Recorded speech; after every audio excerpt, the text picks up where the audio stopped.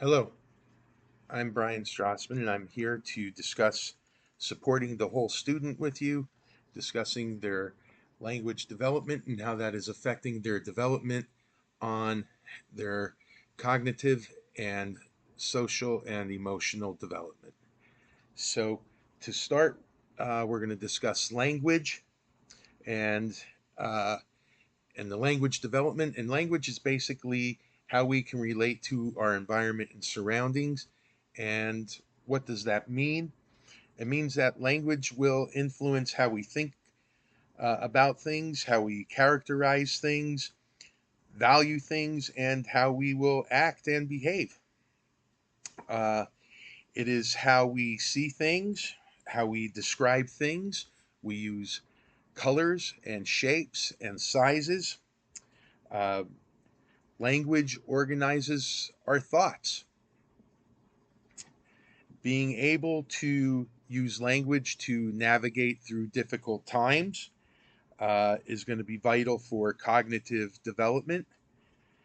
Language allows for better problem solving, which uh, through the use of language is going to help us through difficult times, also using critical thinking.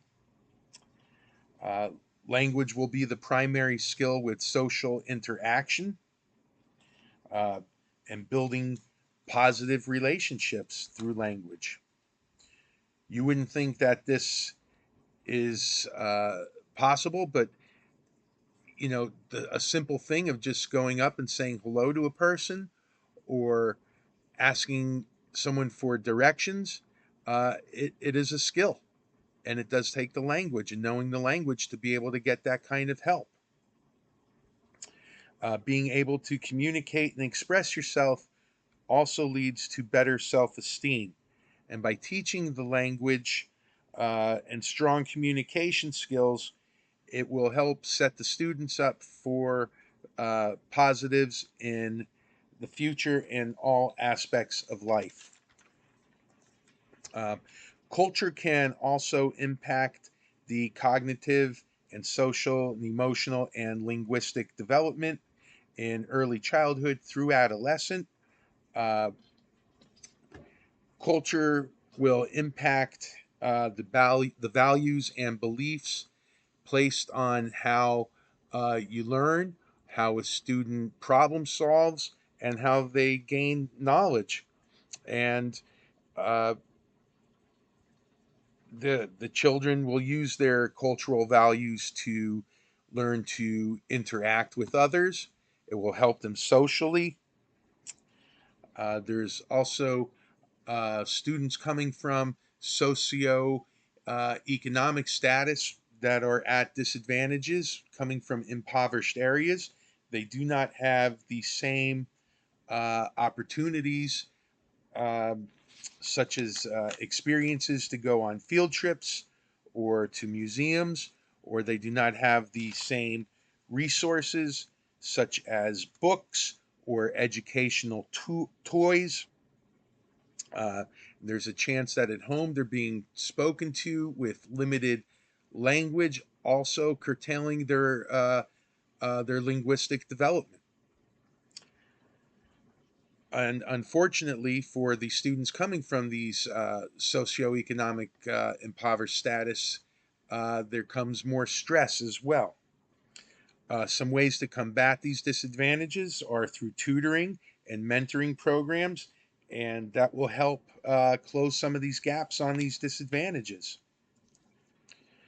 Some examples of biases that these students are seeing are lower expectations and in the grading. They're also placed in lower ability groups. Not challenging these students is hurting their academic process. And there's preconceived notions that the parents at home are uh, less involved. So there's social barriers that they sometimes cannot do the same things as other students and peers. A teacher should and control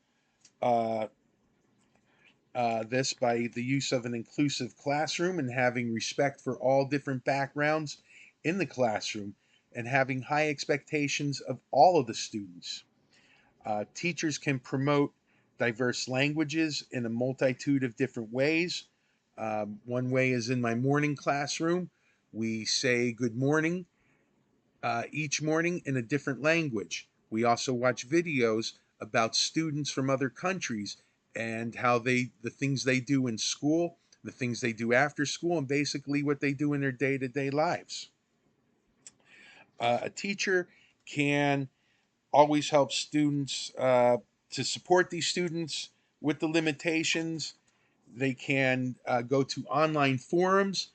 They can go to discussion groups. They can use collaborated lesson planning. They can participate in webinars and online workshops such as California Academy of Sciences or Common Curriculum. Thank you very much and have a great day.